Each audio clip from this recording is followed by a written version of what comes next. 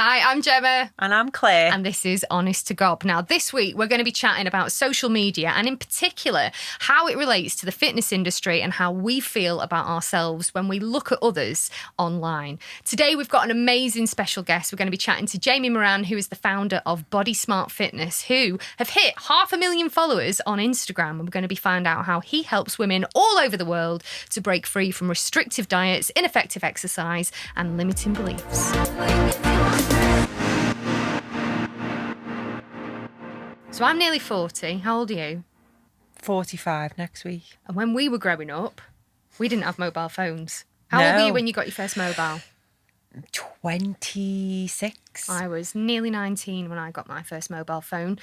And what was the first social media profile that you went on? Can you remember? Oh, Facebook. Oh, no, it wasn't. What was the one before Facebook? There was MySpace. But before that, did you not have Face Party? No. Oh, Face Party was like amazing. I heard of it. Yeah. And even I remember signing up to MySpace and not getting it and thinking, what's the point in this? Bebo, Face. Oh, there's just so many of them. And now, these days, we've got so many different platforms. How many are you on? Oh, my God. Right, here we go. Facebook profile, Facebook page, Facebook group, Twitter, LinkedIn, Pinterest, YouTube, Instagram. I've got 4 profiles on Instagram. I've got a website. Email, like there's loads, absolutely loads. TikTok, did I mention that one? I've just started trying to do that. I'm so old for TikTok, but I'm trying. I'm being a TikTok tosspot. TikTok tosspot. I normally say TikTok twat, to be fair. So, yeah. But we've got somebody, a very, very special guest today on our show. Welcome aboard, Jaymie Moran from Body Smart Fitness. Thank you very much. Thank you for having me. Almost 500,000 followers on Instagram. 500,000 today. That's amazing. Yeah, so. Wow. Yeah, absolutely. Incredible. Crazy. So, but you're a lot younger than us. Not that much. You're 10 years younger than me, which makes you 90s baby. Yeah, you're a 90s. How old were you when you got your first mobile phone? I think about 8. Got a 3310, Nokia 3310. Had Snake. Snake, yes. Snake on it. Yeah, so... Yeah, that was and it was the indestructible phone, wasn't it? You could do anything with it, it wouldn't break. Yeah. So. And what about your first social media platform you were on? Can you remember? MySpace.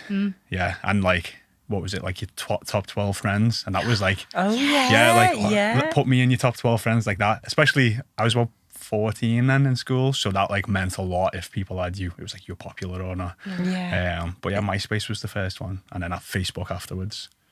I think I might have been late to the party with Facebook. I think it was the year Josh was born. So that was 2008. When did Facebook come out? Yeah, I think it come out earlier than that. That's around the time I got it, about 2008. 2006, 2007 when I got Facebook. I was in Australia at the time and was transitioning from MySpace to Facebook. Right. So that was mine. But do you know what, Jaymie, before we get into social media, let's take it back because you're a personal trainer. That was where you started out, as a personal trainer. So take us back. What made you get into personal training? I had a huge, back in school, was big into sports, like really big into sports, played like every sport in school. Had a few issues in school, ended up moving to a private school and ended up getting like a sports scholarship because I was just doing so well. So it was like captains that topped a lot of teams, huge interest in sport. School was a bit weird, and then the passion for fitness just continued. Got obsessed with like watching YouTube videos and calisthenics and training, and the whole like this If It Fits Your Macros come about like 16, so 13 years ago maybe. Can you explain what that means to somebody who might be listening, not know what it is? So If It Fits Your Macros is a way of eating, in essence. It's basically where you look at your calories that someone would be allotted for the day, and then they're broken down into macronutrients, protein, carbs and fats. And it's basically you can eat whatever you want as long as it fits into your calories and macros. So there was a lot of these like shredded guys that I aspired to be when I was a lot younger. But instead of just eating chicken and broccoli, they were eating Mars bars and ice creams and Pop-Tarts because it was a lot bigger in America. So I was like really suffering with my diet in terms of how restrictive I was because I wanted to have a six-pack. And this was, that was the thing to have at that time, or what still is, I guess, to a degree for a lot of guys. But then these guys are eating Pop-Tarts and pizza. And I'm like, surely this doesn't play out. And this is what, like this is a long time ago. So I got really obsessed with that. Seeing that I had great results with it myself, started teaching my family, started teaching my sisters. They had great success with it, teaching about counting calories and macros. Then eventually went into personal training, used that same sort of philosophy, obviously with the training, and took that into there. And then with the personal training side of things, I think I have just like a natural thing for just more progression. So started off as a personal trainer, gave out free training or ran a 3-12-week plan. So I met Jaymie. Yeah, that's how. Should point that out. We know each other. We've known each other for 6 years now, is it? Or is it 7? 7 yeah. years. Wowzers. And that's because you became part of his training. Yeah, so and for me, doing personal training with Jaymie was different. I remember one particular time, for example, where he was like, yeah, you can eat Haribo. I was like, what?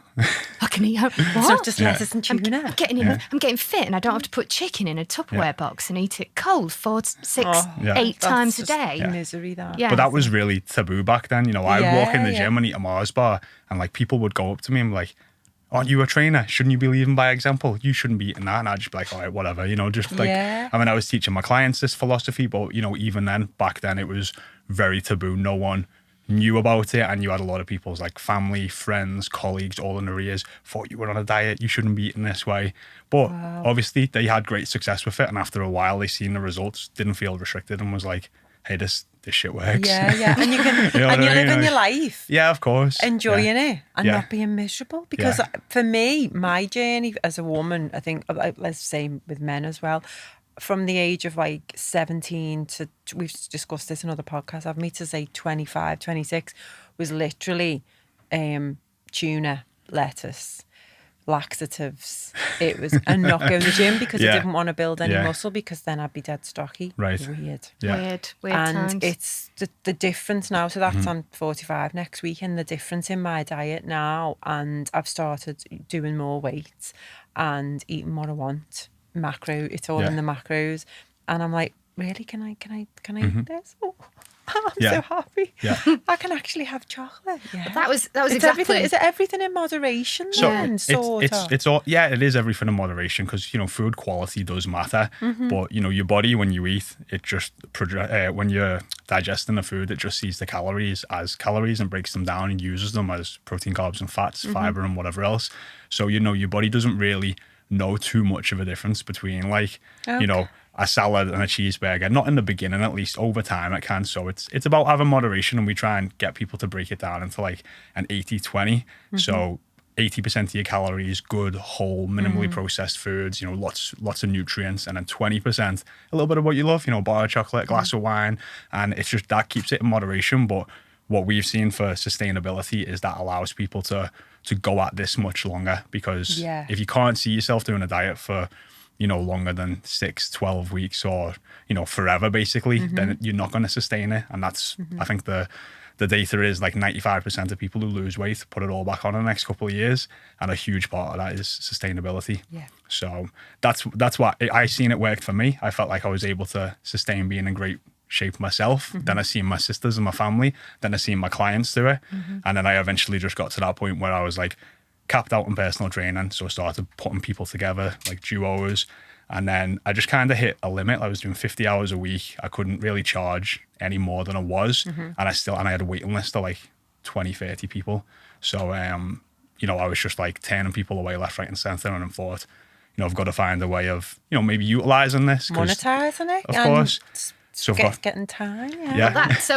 What you were saying there about you eating more and being able to eat what you want and how excited you are, that's exactly how I felt working with Jaymie. And it was like, this is new and people need to know about this. So at the time, being the social media geek that was actually my job title at the time, working in a particular PR agency. Social media geek was my title, and I kind of went to Jaymie and was like, you need to be getting this out there. So that's what we started doing, didn't we? Yeah. You had your Jaymie Moran Fitness Facebook page. Remember that? Yeah, I think I done a 12-week transformation with the ironic fingers with. Hang on, you need to explain that. Okay. Come on, explain that. So honest to God, let's get honest. Okay, honest to God. So I asked I asked the gym if I could use their email list and put out a thing for 12 weeks of free personal training. And there was a DEXA scan, which is like a mini MRI scan. It scans your skeleton, your muscle, your fat, everything, your bone density. They're about £100 a pop a day. We're going to get involved, do a free scan before and after. I think I had a couple of other things, like lined up. So it was a big giveaway. I was like going to transform someone's life, and I had a lot of people apply. I had about 40 people come in, which was a hell of a lot for something like that, to actually show up to an in-person consultation. I whittled it down to 2, and then biasedly, and I will admit this, chose the person I thought was going to be better for marketing, not necessarily the person I thought deserved it the most. Because that was what the goal of it was. Yeah. The other person, I did actually think she deserved it more, but from a marketing standpoint, I thought the girl that I did choose would be better, and that did turn out to be the right move to make, because when we actually went through the 12-week thing, I had a Facebook page. Gemma had done some great before and afters for me, and I think just off that transformation alone, that one singular post on Facebook generated like 60 grand worth of business. So yeah. But he's missing a really important part of this story. Come on. Which part are you trying to get into? So talk about the person who won the 12-week transformation. What's her name? The person, Stephanie Eccles, who is now my girlfriend for the past 3 years. Oh, that's lovely, isn't it? I done that for the 12 weeks. A couple of weeks after it, I asked her out, but then we went out a couple of times, and I was like, she's too boring for me. She's too quiet. I didn't expect you to get that on it. Steph, I'm so sorry for listening. But apparently she felt like the same, like it wasn't quite right. So we went out like 3 times, and then nothing for about 2 years, and then she actually come back to do some personal training about 2 years later, and I was like, I don't want to charge you because I didn't previously. And then I think after like 3 weeks of PT, and we started going back out again, and I guess the rest is history. Yeah. Oh, that's lovely, isn't it? Yeah. So if you ever follow Jaymie on Instagram, you'll see a very beautiful female with amazing muscle tone. I mean, that butt, she's just, I'm sorry, I shouldn't be talking about the way train Steph her? looks. I don't know. She loves. Way. Yeah, she's got a great foundation, and then I could tell she loves classes. So I was like, I think you'll love CrossFit, and she went, and she's become one of them like grade A CrossFit wankers, and she loves it. You know what I mean? And I constantly give a shit for it, but she loves it, and it's like the class environment and the competitive nature of it. So yeah. It's quite funny because you see her in the gym and she storms off. Because she goes to our gym, right? Yeah, she storms off and I'm like, what's the matter? He's being PTJ. She can't cope with it. He's telling me to push it. Come on. And she storms off. It's really funny. It is good. It is really good. But going back to what you said, those before and after pictures of Steph, you put them out on social media and it's generated a lot of business because you went on to found Body Smart Fitness, which was the online business that I now run, with Jim. With Jim. Who has we should have got Jim on. He's got the deepest voice in the world. Yeah, he could like replace the Marks. Yeah, the Marks and Spencer voice. Really? Jim's got the deepest. Everyone voice in thinks the world. Jim should look like me, and I should look like Jim, just because of how deep his voice is. But Jim's about 5'7", 5'8", isn't he? Or 5'9". 5'9". No, sorry, Jim. Sorry. At least I'm not good with that stuff. Yeah. But no, Body Smart Fitness was founded, it'll be 2015. Yes. June. Yeah. And explain to people listening, what is Body Smart Fitness? So we help busy professional women, from all around the world, mainly break free from restrictive diets, mindless exercise plans, and unhealthy beliefs. So we do that through nutrition coaching, training, habit building, behavior changes. There's a lot that goes into it. The mindset part is probably one of the biggest bits, just because, as you said yourself, you've been eating tuna and salad for tuna how long? And lettuce for many years. I was so miserable, very miserable. So we have a lot of walls and barriers to break down with a lot of these women, because we coach women from 18, right the way up to late 60s, but a lot of the women we get are probably in their mid 30s, and with that, some of them have been dieting since they were 12, 13 years old. So they've got, 12, 15, 20 years of, beliefs, bad habits, behaviors around food, a very fixed mindset. And it takes a lot of encouragement and support to start breaking down those beliefs and really help them to start believing that, hey, there is another way. Hey, you can get in great, get in great shape. You can change, your habits and behavior. So it takes time. It takes a lot of support, and that's why the way we coach is very hands-on. We give support round the clock, 6 days a week. We have content that goes out to the clients 7 days a week, and we just believe that's what was needed to really create a sustainable transformation. Absolutely. You mentioned content there, which is important because this is the theme of this podcast is talking about social media. Because, and what I wanted to ask you was, a lot of women these days, and that's why I asked you, Claire, at the start of this podcast, when did you first have social media? Because social media is amazing. Don't get me wrong, I couldn't pay my mortgage without it. It's been my job for a long time. But social media has given us access to the rest of the world. And while it's expanded our knowledge and expanded our experience of how other people live and think and be and are, also it gives us a huge issue with comparisonitis. Yeah. 100%. So we put ourselves against other people. And in your industry, in the fitness industry, I mean, why do none of these fit chicks wear knickers? No, seriously. Yeah. No, this is a serious question. Yeah. They've all got lycra. They've all got their lycra on, which and there's just no knickers. It's just one big bubble butt squatting, and it just makes you feel like shit when you see it. So my question to you is, first of all, what's your opinion on that? My opinion on that is the women doing that are just as addicted as the people seeing it. So, for them, when they put those photos up, when you see this, they'll put a photo up of their ass and then talk about a calorie deficit, or they'll talk about macros. I'm like, what's your ass got to do with macros? You know what I mean? But they know when they put a photo up of their ass talking about calories and macros, it'll get 15,000 likes and 300 comments. But they know if they were to put an infographic up or something more educational, then it wouldn't. So they're addicted to the likes and the comments and the things that come off that.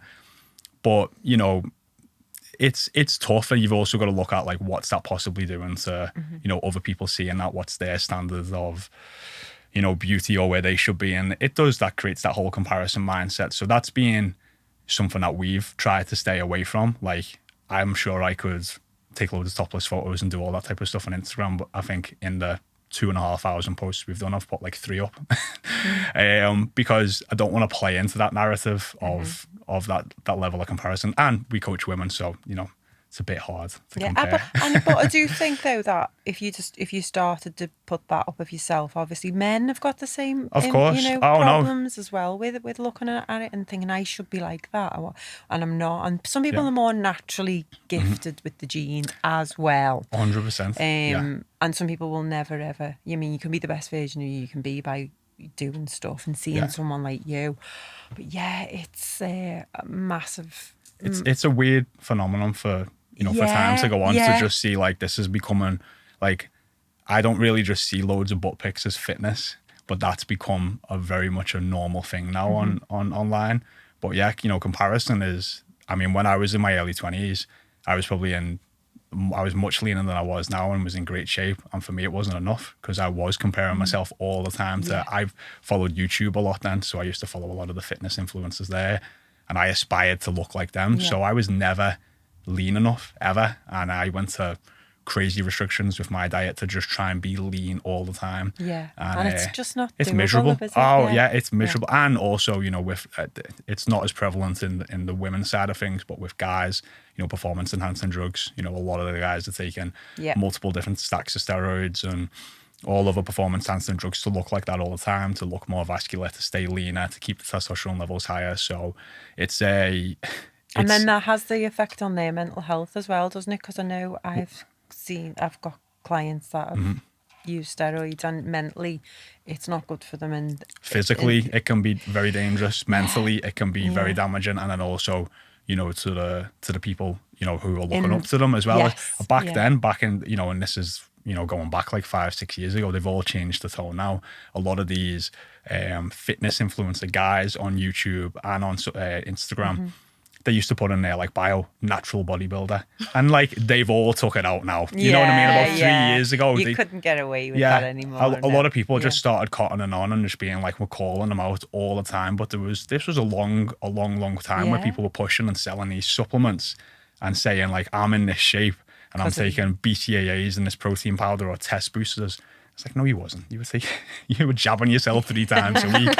You know what I mean? But people did fall for it. And I think just coming back to the butt pics, that's the problem. You know, people are falling for this like misinformation all the time. And it's very damaging and very harming. So talking about butt pics, how do you do your content differently? We just try to provide value, as much value as we can on a consistent basis. That empowers people, you know, doesn't make people feel like they need to compare themselves, empowers them to take action, you know, and gives them, you know, practical information that they can go and use. So that's a big part of it for sure. So what does I'm just thinking about any ladies out there listening to this, what would a purchase from Body Smart Fitness look like? So if I was going to buy something from you, is it an online program? Do we get like a bespoke nutrition plan? And what does it look like? Yeah, so, you know, a lot of people will just message the page. You might have questions. We'll speak to them. We'll understand if we can actually help them first. We'll push them through to fill out an application and see if they, you know, like sort of qualify. And then they'll go through. They'll have what's called a breakthrough call. So they'll have a call with one of our coaches. And that's a really informal chat, just really to see if we can help, you know, what their struggles are, what their problems are. If we feel like we can take that step, we will. And then we'll enroll them into coaching. So we'll place them with one of our 10 coaches. And the breakthrough team will do a really great job of understanding maybe what that client's problems are and being able to place them with a coach that they believe can help best. And also match up personalities, because that matters a lot. This can get very intimate in terms of like some of the pains and struggles that people will struggle. From then, you know, the coach will reach out.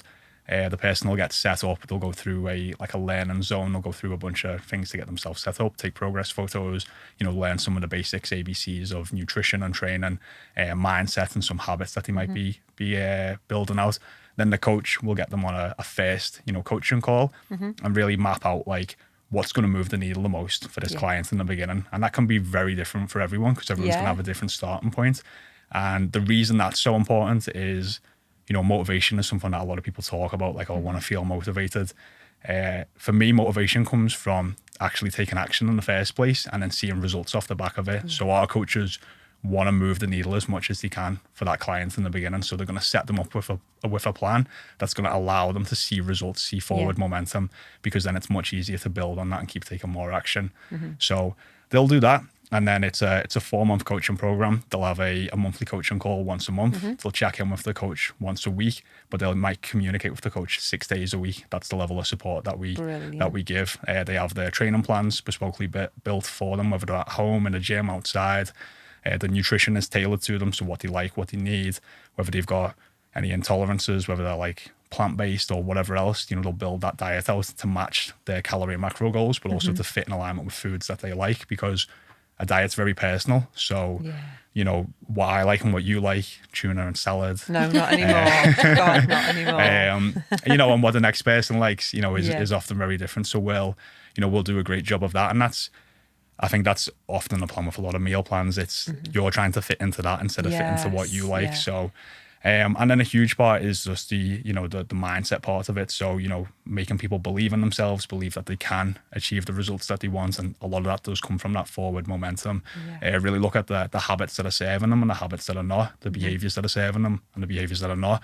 And a big part is language. You know, a lot of people's internal monologue is very negative. The way they look at themselves in the mirror, the way they speak to themselves on a daily basis, the way they deal with certain situations. And it's just really being that cheerleader and support network to be able to just change how that person behaves on a daily basis, change that internal monologue. It doesn't happen overnight, I'm not going to lie. Like, it doesn't. God, no. You know, no, it's beliefs that you need to change, isn't of course, it? Absolutely. Yeah. But it's good to know by what you're saying, because that's proper coaching. That's proper coaching with nutrition information and the support and the motivation. It's not just, oh, it's a PT, this is your exercise and here's your plan. Yep. It's a proper program that teaches you new habits for life, isn't it? For sure. So God, yeah, that's amazing. Because I was always of the thing, oh, I'll hire a PT for a few weeks and I'll eat my lettuce and tuna and I'd be skinny and then I'd be fat back to where I was again later on. Yeah. But probably not fat, but in my head I was fat, you know what I mean? But so that is, again, the whole thing about paying money, investing in someone who knows the stuff. Then because I've paid for this program, I've invested in it, I'm getting support, I'm getting questions, I've got mindset training, I've got a nutrition plan, I've got that. And then the exercises, it's everything, isn't it? Yeah. So And that's what we believe amazing. is needed for, for a full transformation, a sustainable transformation as well. Yeah. And our one of the big things that we push, well, there's two. There's cut the BS, which is cut the bullshit. Yeah. That's like our hashtag. It's on the back of our t-shirts. And that's to just, stamp out a lot of this misinformation, as we were saying before. And then the big one that we push as well is getting 1% better. And it's getting 1% better each and every day.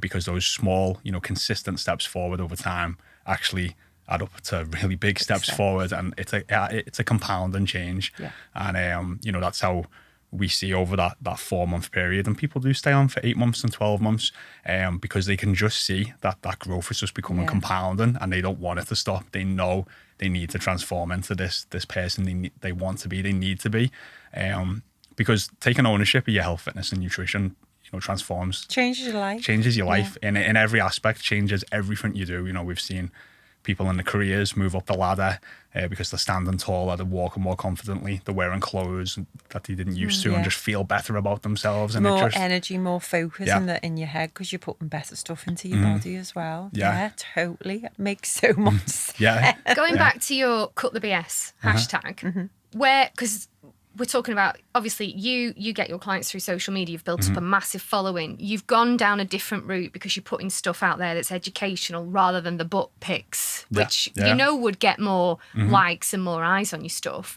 So going back to cut the BS, where did that come from, that kind of need to get that message out there? It really did come from that misinformation, just hearing it all the time about these fad diets or these detoxes or whatever it might be. There was a lot of really poor misinformation, damaging misinformation. You see a lot of these influencers promoting waist trainers or detox tea or laxatives or whatever they might be, and they've never even used the products themselves. And you're still seeing this at scale nowadays. I think the UK is starting to tighten up a little bit on it. I was going to say, are there no regulations about it? America's horrendous. I mean, you go and watch the adverts, even on TV in America, and the regulation is completely different. But it's very hard to police to a degree, and the regulations are tightening up in this country. But that's a big job that's going to be undertook. But then a lot of personal brands might promote a product, and it's just hard. It's just hard for it to be completely policed. Facebook have a lot of rules, for example, when you put adverts out there. So if you want to run an advert on Facebook, what are the rules? You can't use words like weight loss. You can't call people out by lots of different things. You can't say like specific things like do this and this will happen. Yeah, you can't show before and after pictures. You can't do a lot. But you can on a normal post. Exactly. So you can't on an advert, but you can on a normal post. Why is that? Because if you're advertising something, I suppose Facebook will be governed by the Advertising Standards Agency and their kind of code of conduct. On YouTube, the adverts are much lighter. You can go on YouTube and you can put before and after photos, and you can spread to a degree what I believe is a bit of misinformation on YouTube ads, and they get approved. YouTube and Google are a lot lighter on their ad policies than Facebook and Instagram. But I think to what you were saying, Jem, a lot of these influencers who have got a couple of million followers, they can just go and put up like an organic post, and there's no regulations behind that. And they're getting $5,000 in the pocket off so-and-so to go and do it. And then you've got hundreds of girls or guys or whoever it might be going and purchasing these supplements that are damaging to their relationship towards food, themselves, they're out of pocket. It's cut the BS come from that. And then another part was for people to just cut the BS with themselves. You know what I mean? Some people do need tough love and a good kick up the ass, and and we like to, not that we like to give it to them, we know they need it. Yeah. So was Gemma one of them? Did you have to kick you up the multiple, multiple times? Yeah. I mean, I don't mind kind of. This is honest to God, admitting that Jaymie had been trying to coach me, because I've talked about this on the podcast before. You know, where I had a breakdown. In fact, Jaymie was probably the other person apart from my husband who saw that in its full force. I always say he's like the brother I never wanted. But there have been times when, you know, and that's why what you talk about, what you do with your coaching is you qualify everybody through the application process, first of all. And at that time, going back 2 years ago, I wasn't in the right place. I wasn't in the right place to be, you know, to focus on food and fitness, because I actually had to focus on my mindset. And so, yeah, and I stepped away and surprise, put on a shitload of weight, got the heaviest I think I'd ever been. And then it was only when I cut the BS with myself and thought, I need to just put everything into practice, what I already know. And getting 1% better was actually a big phrase that I like to focus on, because it does make sense. And it's funny, you know, I was like looking back over old photos going, God, you know, when I was training with Jaymie, I was like the healthiest and the happiest and the best in shape I'd ever been. And there was no like giving up carbs. There was, and I've done all of that. I've done it all. I've done all of the fads, every single one of them. And it's really, really fucking annoying to go back to Jaymie with my tail between my legs and go, okay, I'm ready now. You were right. I'm ready to listen again. But social media plays a massive part of that. I am somebody who, and that was one of the reasons why I've started to charge my phone downstairs at night, because I did find myself on Instagram in particular at night time, looking through and seeing the before and after pictures of women, and there's always a tag of how they've done it and some supplement. And yeah, I have been one of the, even though I know this stuff, even though me and Jaymie have worked together for many years and I've had a direct access to his brain and his expertise, I'm still often, it's that shiny object syndrome. Like, oh, that looks, because we want everything quick, don't we? Of course. Yeah. We want everything quick and grab it, and then when I feel like that, I'll feel better. When I buy that, I'll feel better. And then you buy it and you go, oh, I still don't feel better. What else is there? Ooh. And it's like, it's really sort yourself out inside, and then it's fine. And get someone like Jaymie in to teach you. What happens when you take someone like that? Because do you find that with your clients that they come on board and they've just been so bombarded and overwhelmed with diet culture, butt pictures, quick fixes, that they really just don't know where to start? It's tough. You know, people have got to have an open mindset to be coachable in the first place. And I guess if they've signed up, you know, they have. There's a lot of steps that we'll take. I think, you know, sometimes we have to play into that mindset of what they want, which is like faster results, so we can gain their trust. That's like one of the ways we can overcome one of these first hurdles or barriers. Then they start to trust us a little bit more, and we're like subconsciously maybe being like, hey, see the way this other way is working better, and we can play more into that. Another big part, especially with, we know, women or clients who struggle with that, we'll get them to vet their social media following. So like, right, go on, tell us about that. Because that has a huge influence. You know, everyone's heard that saying, you are the 5 people who you spend the most time around. If you hang around with 5 people who smoke, you'll probably smoke. Or if you hang around with, you know, whatever else. And I think a huge part, just because, you know, what is it? The average person spends 4 or 5 hours a day at least on the phone. Kids, it's higher. So if that's how much time you're spending on there, and 80% of internet time is social media, that has a huge impact on the way you think, feel, and behave. And if these women who are feeling like that and are constantly sucked into that, you know, comparison, then we need to look at why that's happening on a consistent basis. Because have you ever heard oh my God, what's the song? You should always wear sunscreen. Yeah, Baz Luhrmann. Yeah. Now, one of the things he says in that is, he went, don't look up beauty magazines. They will only make you feel ugly. And that is what people are doing every single day nowadays. Every single day they're looking at beauty magazines. And you know, can I just say that makes so much sense, because I know that analogy of you are the 5 people that you hang around with, and I have unfollowed in the last 4 months, about 1,600 people, and I feel so much better. Amazing. Yeah. I don't follow any Ibiza stuff anymore because I used to. It was always skinny girls and bikinis in Ibiza. Don't follow any fitness models anymore. There's a couple. And I don't really follow any celebrities anymore. So my Instagram, I only follow about 500 people on Instagram now, and they're mostly personal or inspirational people. And because I was up to 2,000 and odd, and I just went unfollow, and I go, and I was thinking the other day, I haven't seen that person for a while, and I thought, that's because I unfollowed them. That's why I feel better, and I do actually feel good because that comparison isn't there. 100%. Yeah. And everyone's feed will be unique to them. You know, that's how the algorithm's designed. But that's such an empowering thing to do because, you probably just felt, you can feel a huge weight lifted off your shoulder because even if you don't feel like you're directly comparing yourself to what you're seeing on your phone, you are subconsciously. You're seeing it every day. And if you start to follow people that actually make you laugh or feel like they give you value or make you feel good about yourself, that's a completely different way of spending your time every day. So that's, for the people that we know are really struggling on that side of things, that's something that we'll look into because it can have a huge impact, and that's one of them things that we can fix right away, really fast. But again, you've got to build that trust with the client first.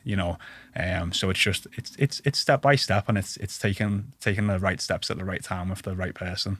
So. And you can, of course, use social media for good. You can follow accounts that make you feel great. Yeah.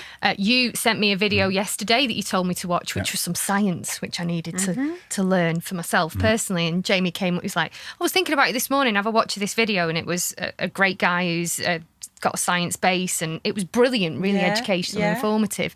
And that's the way that you are using social media for good. But for me, that came from a trusted source, you, who's an expert, who was able to pass that on and go, this is really good information, watch this. But the problem is there's so much out there that people don't know what's right or what's wrong. Yeah. No, it is the information overload, and that's probably one of the things we hear of our clients all the time. They just don't even know where to start. Everyone's contradicting each other. And where do you start? You know what I mean? And it's hard. It's hard to go through that and make sure the people that you're following are actually giving you information that has got your real and got your best interests at heart. And there's more and more people popping up, which is good, but there seems to be at the same rate more and more people pushing their own agendas around other things. But I love social media. A lot of people say really negative things about it, but I think a huge part of that is because they're using it to their disadvantage, not advantage. I've been able to build a business off the back of social media. I get inspired every day off the people I follow online and learn so much. Like the fact that I can follow 20 billionaires and 100 millionaires and learn off them every single day, that was a luxury my parents or grandparents never had. And you can learn so much in such a short space of time. And just again, the people that you're surrounded by, I feel like I'm surrounded by all these people who are high performers, overachievers, excelling all the time, and it's just constantly having an impact on me and how I behave and how I act. And I like to think it's making me better, making me 1% better. So, and it's high energy for you, isn't it? Because you're mixing with positive, like-minded people who believe in something good, and the whole thing around being a billionaire, millionaire, some people think that's evil, and that people who are billionaires are not nice people. It's like, no, they are. There are nice. There are nice rich people, and there are nice poor people, and there's horrible rich people, and there's horrible poor people. It doesn't really matter. It's what you do with it. But it's that whole perception of media. I believe it's really good for us. It's kept the nation together when we've needed to be together, when we were in lockdown all that time ago. So it kept me in the loop with everybody else, and it's enjoyable, but it's how you look at it. It definitely is how you look at it and how you perceive it. So to summarise, because we've unfortunately run out of time. We've run out of time, unfortunately. Social media can be great. Social media can be a bag of shit and make you feel shit. But when used and when I think that's really important. You have the opportunity today, if you're listening and you know that's actually some things that pop up on your feed, some people maybe even in your personal life who actually might not be in alignment with who you are, you get to choose who you follow. I've got a hack. You can unfollow people without unfollowing them. So you can like mute them. You can do it on Facebook and you can do it on Instagram. So for some friends and family who are super negative, they might be offended if you unfriend them or unfollow them, but you can just mute that bitch. Yeah. There you go. And on that note, there we go. Mute those bitches. Jaymie Moran from Body Smart Fitness, thank you so much for joining us on the Honest to God podcast. If people want to find out more, how do they find you? At Body Smart Fitness on Instagram and bodysmartfitness.com for our website. Perfect. Thank you very much. Thank you. Cheers. Thanks, guys.